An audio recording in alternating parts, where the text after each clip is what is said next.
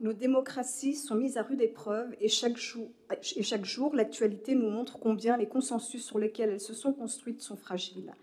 À un moment où notre société se fracture petit à petit, nous avons la chance à Montreuil d'être encore sur un territoire où les notions de solidarité, de vivre ensemble et de fraternité ont du sens et font encore largement consensus.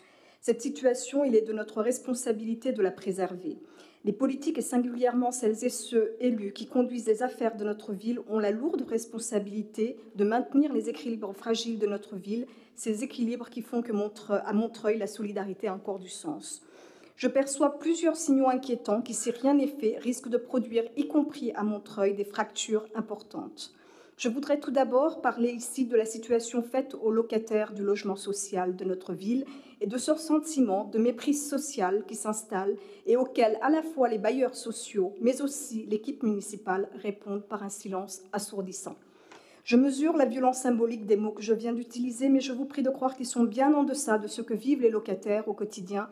Et à un moment donné, il est important de nommer les choses et d'appeler un chat un chat. Pour illustrer mon propos, je vais prendre le cas du chantier de renouvellement urbain au Clos français. Toutes celles et ceux qui interrogent les locataires du Clos sont stupéfaits des conditions dans lesquelles se déroule ce chantier. Il n'y a que l'office HLM pour parler d'un niveau important de satisfaction des locataires. J'invite chacune et chacun d'entre vous à aller consulter le rapport établi par la commissaire enquêtrice suite à l'enquête publique relative à l'évaluation environnementale du projet de renouvellement urbain qui s'est déroulé du 20 janvier au 24 février 2025.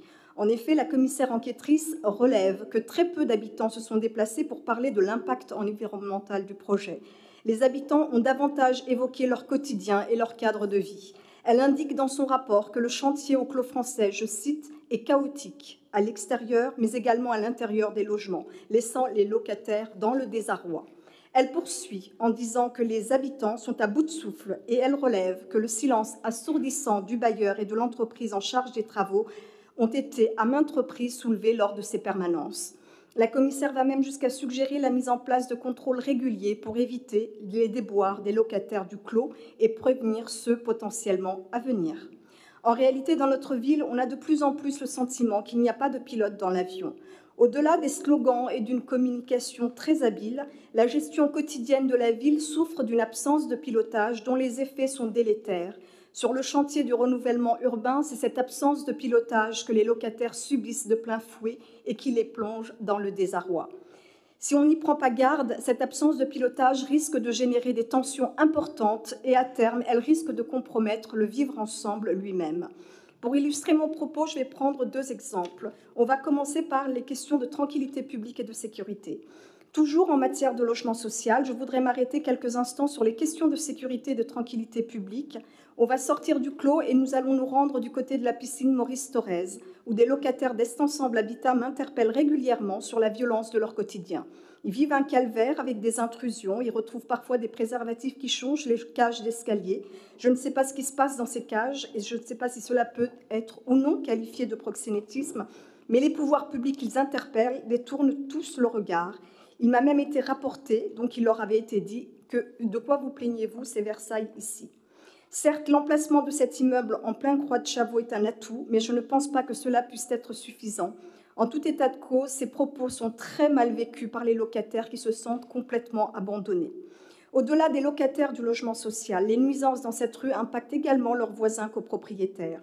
Ces nuisances sont en partie liées au fait que les pouvoirs publics ont cessé d'exercer leur rôle de régulateur. Les copropriétaires sont certes reçus, leurs demandes entendues, mais les nuisances ne cessent pas. Cette situation est d'autant plus surprenante que les nuisances semblent provenir en partie d'aménagements publics mal pensés et d'un city-stade que la mairie n'arrive même plus à fermer la nuit. En tout état de cause, leurs nuits, notamment en ce moment, sont rythmées par les parties de foot et la musique qui résonne jusqu'à des heures très avancées. D'après les témoignages que j'ai recueillis, cette situation dure depuis plus de 7 ans. Les habitants sont à bout et ne savent plus à qui s'adresser pour pouvoir faire cesser ces nuisances et reprendre une vie normale. Ne pas intervenir, ne pas parvenir à résoudre un tel problème d'usage ne peut pas être en mesure, en tant que puissance publique, de solutionner sur une si longue période des nuisances signalées à maintes reprises, de manière récurrente. C'est un très mauvais signal qui est envoyé et il me semble que ce signal met en danger lui aussi donc le vivre ensemble. Avant de conclure, je voudrais donner un autre exemple d'absence de pilotage qui produit des conséquences désastreuses, notamment sur le vivre ensemble. En effet, je voudrais dire un mot ici du déploiement du plan Arbre dans le quartier de la Boissière, notamment. J'ai assisté jeudi dernier à une séance ubuesque du conseil de quartier. Je ne vais pas vous bousculer, mais il va vous falloir conclure. Je conclus bientôt. Des habitants donc d'une rue sont venus où aucun arbre n'avait été planté et qui n'avaient pas de problème de stationnement, et ils sont venus en conseil de quartier pour réclamer la plantation d'arbres pour rafraîchir leur rue. Quand, dans le même conseil de quartier, d'autres habitants, dans les rues desquelles en fait, les arbres avaient été déployés et des places de stationnement massivement supprimées, étaient là pour faire part des difficultés qu'ils subissent au quotidien du fait de cette décision de plantation d'arbres non concertée. Il faut dire que pour planter les arbres dans certaines rues, près de la moitié des places de stationnement ont été supprimées sans se soucier de l'existence de solutions alternatives. Nul ne conteste la nécessité de planter des arbres pour rafraîchir la ville. Un minimum de connaissance du terrain ou de concertation aurait permis de se rendre compte qu'avant de planter, compte tenu de la sociologie du quartier et des contraintes, il aurait d'abord fallu penser une solution pour le stationnement.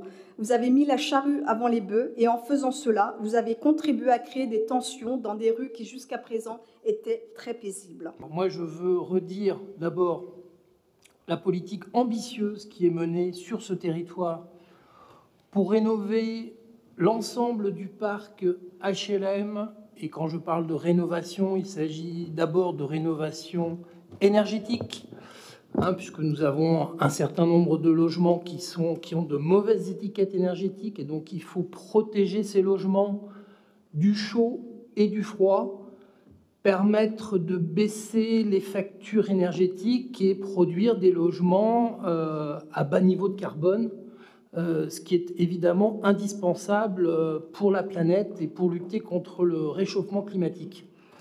Je veux rassurer notre opposition. Nous avons voté, il y a quelques mois, un plan d'investissement d'1 milliard d'euros sur les 10 années à venir qui permettront notamment de rénover 40% des logements sociaux d'Est Ensemble Habitat. Je l'ai dit, des rénovations thermiques, des rénovations aussi qui vont concerner évidemment les parties communes, l'intérieur des logements, notamment les salles d'eau. Nous sommes souvent confrontés à un parc qui peut être vétuste parce que construit dans les années 60, 70 et qui nécessite des gros investissements. Ces chantiers sont des chantiers colossaux. Et vous évoquez régulièrement le chantier du Clos français qui est un chantier colossal, puisque ce sont plus de 429 logements qui sont en cours de rénovation. Avec toutes les caractéristiques que je viens d'indiquer. C'est un chantier difficile, pour plein de raisons. Chantier difficile d'abord parce qu'il a été retardé dans le temps par des incidents que je qualifierais d'extérieurs à la volonté d'Est Ensemble Habitat. Je rappelle qu'on a eu une maison de vie, de chantier qui a été incendiée, qu'on a eu un certain nombre de difficultés avec des groupes de jeunes qui faisaient pression sur les entreprises qui intervenaient sur site, que nous avons eu malheureusement un accident mortel de chantier qui nous a tous bouleversés, mais qui a évidemment eu un impact sur le calendrier de rénovation. Sur ces 429 logements, il y a quelques dizaines de logements pour lesquels les travaux n'ont soit pas été faits, soit ont été mal faits. Et là aussi, je veux à nouveau rassurer notre Assemblée et rassurer l'opposition. Ces travaux ne sont pas terminés. Ils vont se dérouler jusqu'à la fin de l'année 2025. Et tous les logements qui doivent être repris, tous les logements qui font l'objet de réserves sur des travaux pas faits ou mal faits, seront traités et ils le seront avec les habitants. Enfin, un dernier point, j'entends régulièrement le manque de concertation et de discussion avec les habitants. Sans doute qu'on peut faire mieux, mais on ne fait pas rien.